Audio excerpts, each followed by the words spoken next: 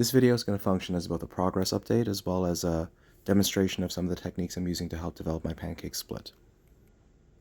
Since getting to the point where I can get my head on the ground, I've been focused a lot more on two things. One, the quality of my movement, and two, the time that I can spend in the appropriate position. In order to do that, I'm using two yoga blocks and this ab wheel.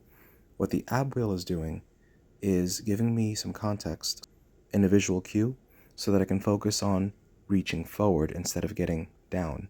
By putting my focus on reaching forward, what ends up happening is I'm less likely to kind of hunch my shoulders and curl my back in such a way, giving me better thoracic and lumbar extension, giving me a better anterior pelvic tilt.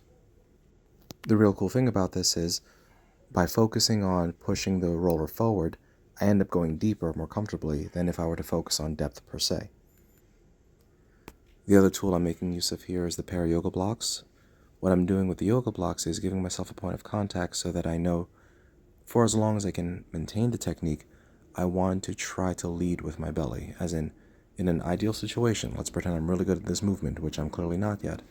I want to make contact on the ground with my belly first, then my chest, then my head. Right now, I'm actually doing it in reverse. I've learned to make contact with my head. I'm working my way towards making contact with my chest, and in the pursuit of that, I'll eventually get contact with my abdomen. Now, something you may be asking is, what's the point? Why does the order of operations matter? It's to make sure that as much as possible, I'm trying to maintain a neutral / slightly extended spine when I get into the position. Right now in training, I'm using some level of spine flexion and transitioning to neutral and extended, but as I get better, I'm going to need that less and less until eventually I'm just dropping to the position and going. Part of that is this last thing I'm doing, which is just practicing being in the bottom position and not panicking.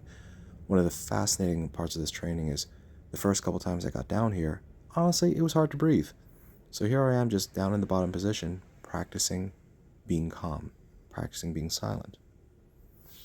And that's where I'm at. Maybe next time I'll get my belly to the ground.